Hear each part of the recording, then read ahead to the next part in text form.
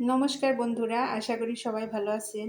আজকে আপনাদের দেখাবো ডিম দিয়ে আলু কপি দিয়ে একটা ডিমের ঝোলের রেসিপি। সেজন্য আমি এখানে ফুলকপি আর আলু কেটে নিয়েছি, কেটে ধুয়ে পরিষ্কার করে নিয়েছি। আর এখানে 3টা ডিম নিয়েছি, ডিমটা মাঝখান দিয়ে কেটে নিয়েছি। আর এখানে আদা রসুনের পেস্ট আছে, আর সাথে একটু কাঁচা আলু পেস্ট করে নিয়েছি, যাতে এই তরকারিটা একটু গাঢ় হয়। সেজন্য এটা একটু অন্যরকমভাবে রান্না করব, সেজন্য কাঁচা দিয়ে দিলাম আলুটা। আমার রেসিপিটা ফলো করে আপনারাও বানিয়ে খাবেন, সবারই ভালো লাগবে। এই যে এখন কড়াইটা বসিয়ে দিয়েছি, কড়াই এখন দিয়ে দিব সামান্য পরিমাণে লবণ আর সামান্য একটু হলুদের গুঁড়া। এখন এটা একটু ভালোভাবে মিশিয়ে নেব। তারপরে এখন এক এক করে ডিমগুলো দিয়ে দিব।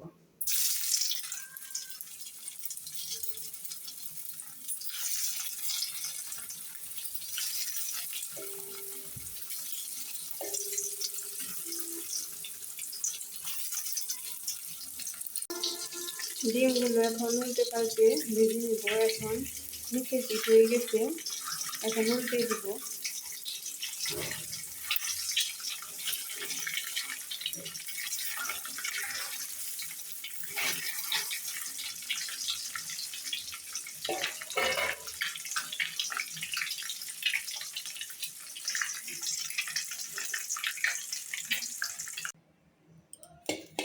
এই যে বন্ধুরা, ডিমগুলো তো নামিয়ে নিয়েছি। এখন ওই ডিম ভাজার তেলে এখন কপি আর আলুটা ভেজে নেব। সেজন্য এই যে ফুলকপি আর আলুটা দিয়ে দিচ্ছি।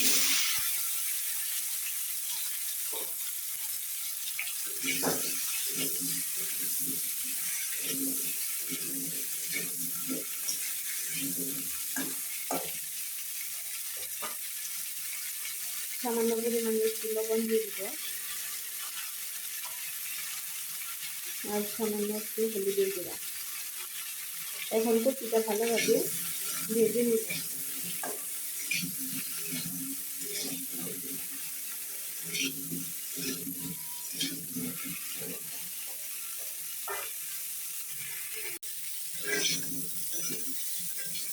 এই যে বন্ধুরা, আমার কপি আর আলুটা ভাজি করে নেওয়া হয়ে গেছে। এখন এটা নামিয়ে নেব।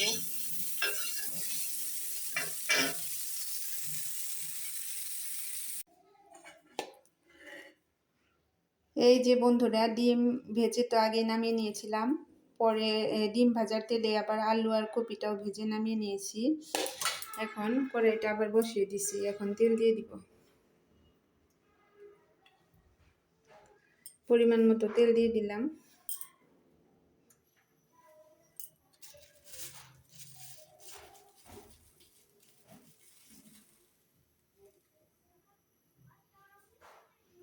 এখন দিয়ে দিব জিরা ফোড়ন,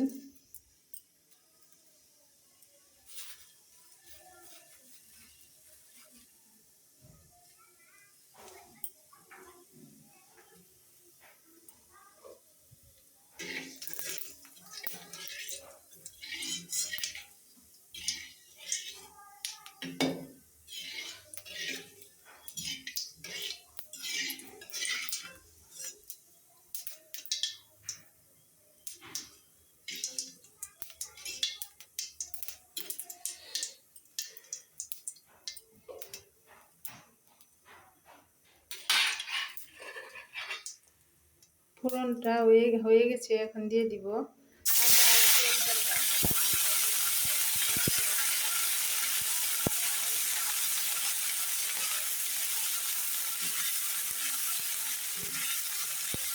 আদা আর পেঁয়াজটা একসাথে বেটে নিয়েছিলাম, দিয়ে দিলাম।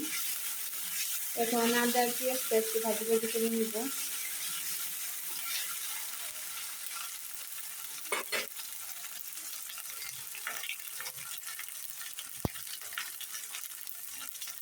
দিয়ে দিব পরিমাণ মতো লবণ,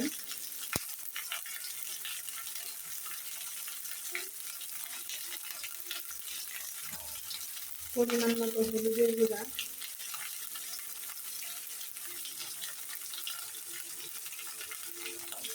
মরিচের গুঁড়াটা এখনই দিব না, নাহলে পুড়ে যাবে মশলাটা। সেজন্য একটু পরে দিয়ে দিব।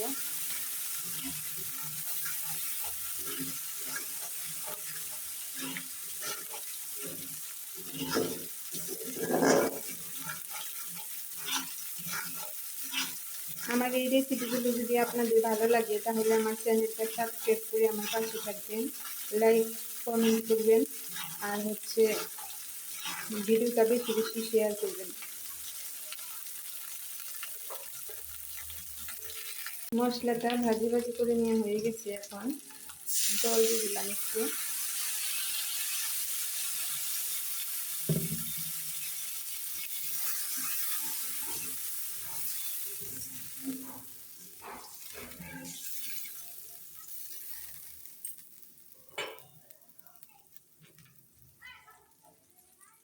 এখন দিয়ে দিব পরিমাণ মতো মরিচের গুঁড়া। ঝালটা অবশ্যই আপনাদের পরিমাণ অনুযায়ী দিবেন।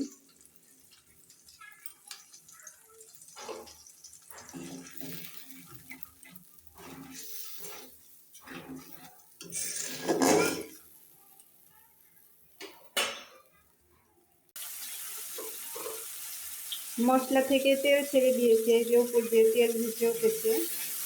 মশলাটা আমার কষানো হয়ে গেছে। এখন দিয়ে দিব যে আগে থেকে যে আলুটা পেস্ট করে নিয়েছিলাম সেই আলু বাটাটা। এখন এটাও ভালোভাবে মশলার সাথে কষিয়ে নেব।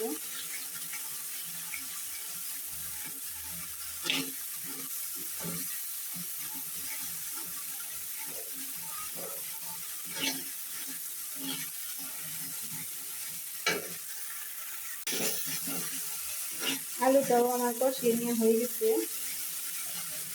এখন যে আগে থেকে যে ফুলকপি আর আলুটা ভেজে নিয়েছিলাম এটাও দিয়ে দেব। মশলার সাথে এই আলু আর কপিটাও একটু কষিয়ে নেব।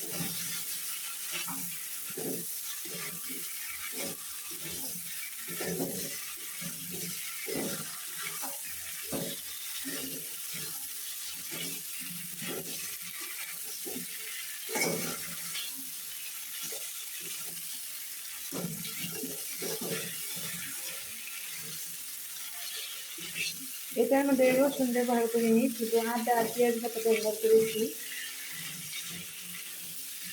এভাবে খেয়ে দেখবেন, অনেক ভালো হয় খেতে।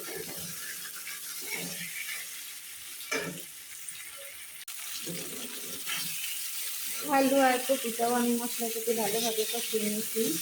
এখন দিয়ে দিব পরিমাণ মতো জল।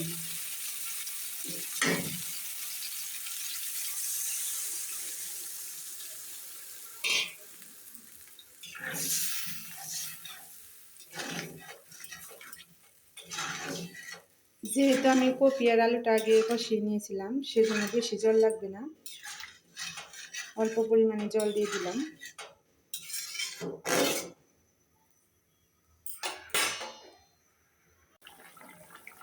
জল দেওয়ার পর ঝুলে বলক উঠে গেছে, সবজিটা আমার সিদ্ধ হয়ে গেছে প্রায়। এখন মিষ্টি সস আর ধনিয়ার গুঁড়াটা দিয়ে দিলাম। এই মশলাটা দেওয়ার কারণে তরকারির টেস্টটা আরও বেড়ে যাবে।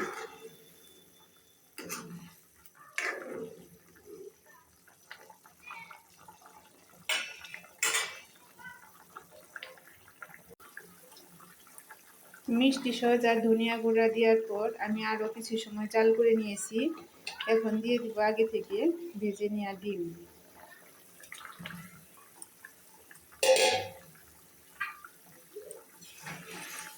ডিমগুলো দিয়ে একটু নাড়াচাড়া করে মিশিয়ে দিলাম।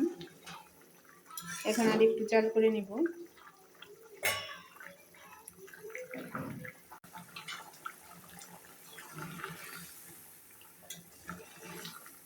ডিম দেওয়ার পর আরও কিছু সময় আমি জাল করে নিয়েছি।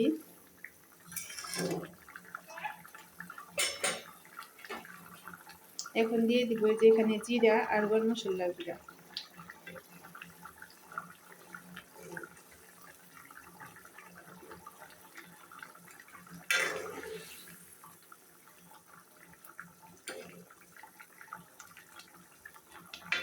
এটা দিয়ে ভালোভাবে মিশিয়ে নিলাম।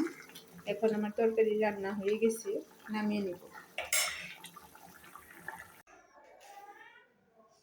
এই তো বন্ধুরা, আমার ডিম দিয়ে আলু ফুলকপির ঝোল রান্না করা হয়ে গেছে। তরকারিটা কেমন লাগতেছে দেখতে আমাকে সবাই কমেন্টে জানাবেন। আর এখানে আমি আদা পাকা পেঁপে ভাজি করেছি সরষে বাটা দিয়ে। এই রেসিপিটা যদি আপনাদের দেখতে ইচ্ছে করে আমাকে কমেন্টে জানাবেন, আমি অন্য কোনো ভিডিওতে আপনাদের করে দেখাবো। আর আজকে এই দুটো রান্না করেছি, আর গতকালের তরকারি আছে, ওটা গরম করে নিব। তো আজকের ভিডিওটি আর বড় করব না, পরবর্তী ভিডিওতে আবার দেখা হবে। সবাই সুস্থ থাকবেন, ভালো থাকবেন, আর আমার পাশে থাকবেন। সবাইকে অসংখ্য ধন্যবাদ জানিয়ে আজকের ভিডিওটি এখানেই শেষ করতেছি। Tata, bye bye.